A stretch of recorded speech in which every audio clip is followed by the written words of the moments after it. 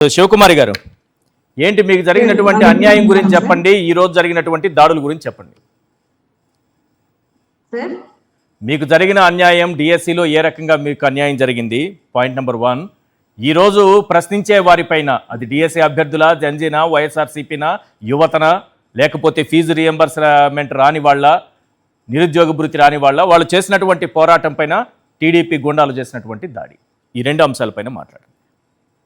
First నా పేరు Shivakumari sir. Yes madam. నేను పిఎస్సి బాధితురాలి సార్. ఇప్పుడు నాకు ఎస్సిపిలో పోస్టు 1.5 మార్కుతో జాబ్ అనేది పోయింది సార్. ఫస్ట్ నేను కొన్ని విషయాలు మీకు చెప్తాను సార్.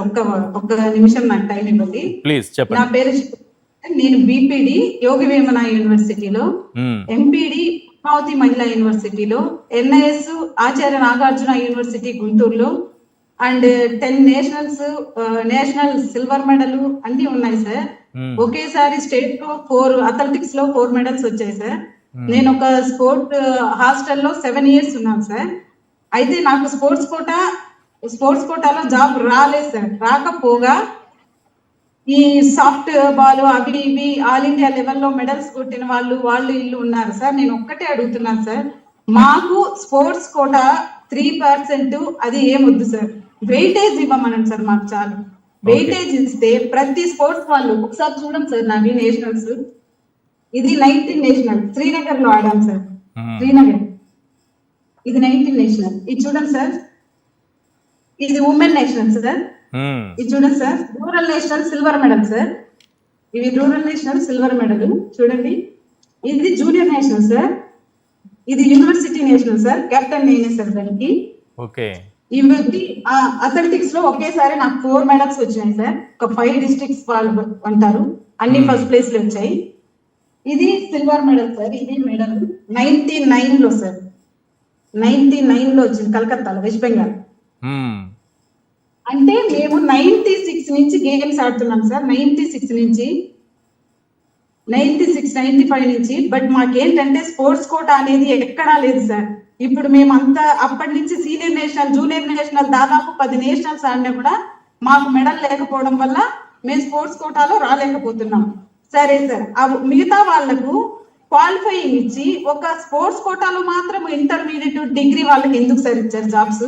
నేను చంద్రబాబు నాయుడు గారిని, లోకేష్ గారిని ఒకటే అడుగుతున్నాను సార్.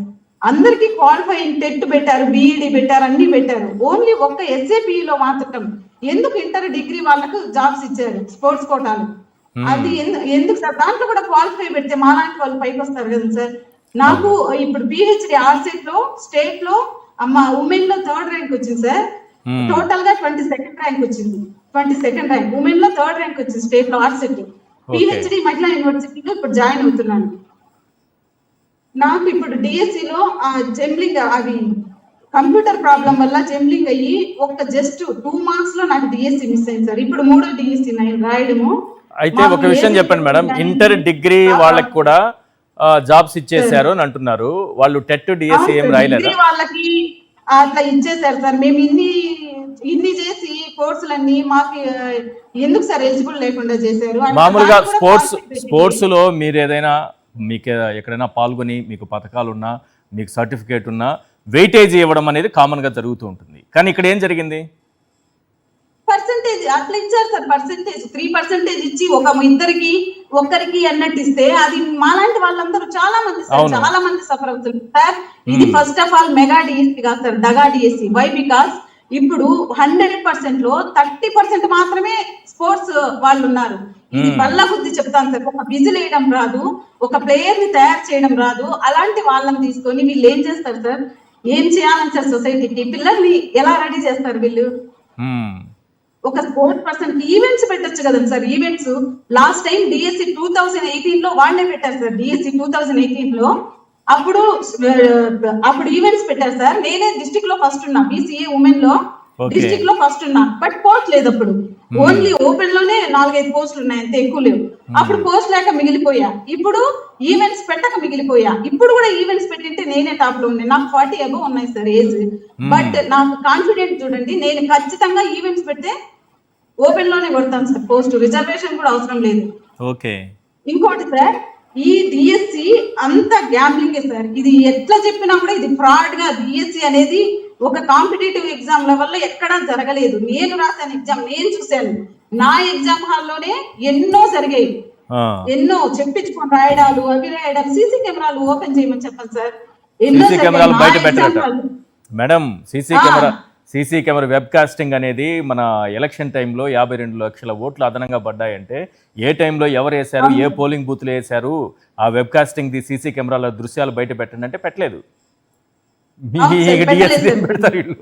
అది నిజమైతే, అది కరెక్ట్ అయితే మీరు పెట్టొచ్చు కదా సార్. కరెక్ట్. మా జగనన్న ఒక్క 600 పోస్టులు వదిలినా మాకు ఆనందంగా ఉండేది సార్. న్యాయంగా న్యాయబద్ధంగా తీసుకునేది పోస్టులు. 6,000కు పైగా ఆయన ఇచ్చిన నోటిఫికేషనే కదా. 6,000కు పైగా ఆయన ఇచ్చిన నోటిఫికేషన్ రద్దు చేసి మళ్ళీ 10,000 యాడ్ చేసి 16,000తో వీళ్ళు మెగా అని పెట్టేసుకున్నారు పేరు. అక్కడే మోసం అనేది అక్కడే మొదలైంది. అందరినీ అన్నాం సార్, మళ్ళీ అందరినీ అన్నా కూడా తప్పే. కానీ స్పోర్ట్స్ వాళ్ళు కొంచెం టాలెంట్ ఉండే వాళ్ళు ఓకే, వాళ్ళు ఇచ్చినందుకు హ్యాపీ.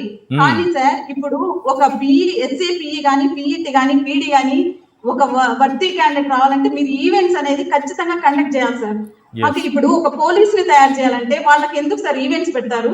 కరెక్ట్. వాళ్ళకి అన్ని ఈవెంట్స్ పెట్టి ఎందుకు అన్ని సెలెక్ట్ చేస్తారు? ఒక పిఈటి కూడా అంతే సార్.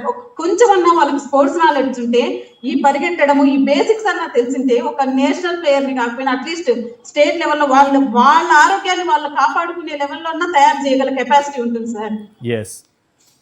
మాకు ఒక ఈవెంట్ పెడితే చాలు సార్. ఇంకోటి అంటే సార్, వీళ్ళు డిఎస్సి కండక్ట్ చేయడము ఎప్పుడు ఎక్కడెక్కడో అప్లై చేసుకోవాలని ఎక్కడా లేదు సార్. కొంతమంది డిస్ట్రిక్ట్ చేంజ్ చేసి అప్లై చేసుకోవడం వల్ల బెంగళూరు, చెన్నై, ఇంకో చోట ఏ ఇన్స్టిట్యూట్ వాళ్ళు ఆ ఇన్స్టిట్యూట్ ఆ జిల్లాలోనే ఆ సెంటర్లలోనే అట్లా రాసుకొని ఎగ్జామ్స్ అంత ఫ్రాడ్ జరిగింది సార్. ఏ డిస్ట్రిక్ట్ లో వాళ్ళని అప్లై చేసుకొని రాసినా అంత జరిగింది సార్. ఇంకోటి ఏంటంటే రేపు అక్టోబర్ 15న వదిలే ఒక డిఎస్సిలో ఎస్ఏపిఏ పోస్టులు లేవన్నారు సార్. ఎందుకని కొంతమంది వెళ్ళి ప్రశ్నిస్తే, మీరు ఎన్నో కేసులు వేశారు కోర్టులో, ఈ ఎస్ఏపి గురించి, స్పోర్ట్స్ గురించి ఎన్నో కేసులు వేశారు, మేము దాని గురించి వదలం అన్నారంట. ఒక రాజ్యాన్ని పరిపాలించే ఒక రాజు సార్, ఒక స్టేట్ ని పరిపాలించే ఒక మంత్రిగా ఇప్పుడు ఒక పిల్లాడు ఇంట్లో తప్పు చేస్తే తల్లిదండ్రులు ఎప్పుడు శిక్షించరు సార్. వాళ్ళకి ఏదో నచ్చజెప్పి బుజ్జగిస్తారు. అలాంటిది ఒక స్టేట్ ని పరిపాలించే వ్యక్తిగా ఒక 600 ఎవరో ఒక 10 మంది కోర్టు కేసారని చెప్పి నువ్వు 10,000 మందిని శిక్షించడం తప్పు సార్. ఇప్పుడు 500 రిటైర్మెంట్లు ఉన్నాయి, 500 రిటైర్డ్ అయ్యారు సార్. ఇప్పుడు ఈ ఇయర్ లో ఉన్నాయి. ఇవన్నీ బేస్ చేసుకొని ఎస్ఏపిఏ పోస్టులు నువ్వు ఎందుకు వదలవు అంటే, ఏటాడికి ఎస్ఏపిఏ వాళ్ళకి లేదా సార్? ఓన్లీ పిఈడి వాళ్ళకే ఉందా, వీళ్ళకు ఉండదా? నువ్వు అట్లా ఒక రాష్ట్రాన్ని పరిపాలించే వ్యక్తిగా కష్టాలు నష్టాలు అన్ని వేస్తారు సార్. నోటిఫికేషన్ బట్టి, మీరు చేసిన దానిని బట్టి కోర్టులో కేసులు వేస్తారు సార్. ఎవరి బాధ వాళ్ళది, ఎవరి కష్టాలు వాళ్ళవి వేసుకుంటారు. ఎందుకు వేయరు సార్? వాటిని సరి చేసుకునే బాధ్యత మీది సార్. అట్లా చెప్పి విద్యార్థులు ఇంటి బాధ్యత తండ్రి స్థానంలో ఉన్న వ్యక్తి చూసుకుంటే, రాష్ట్రం బాధ్యత ముఖ్యమంత్రి స్థానంలో ఉన్న వ్యక్తి చూసుకోవాలి. ఒక ఇంటి బాధ్యత ఒక అన్న ఎలా చూసుకుంటారో ఒక మంత్రి అలాగే చూసుకోవాలి. కరెక్ట్.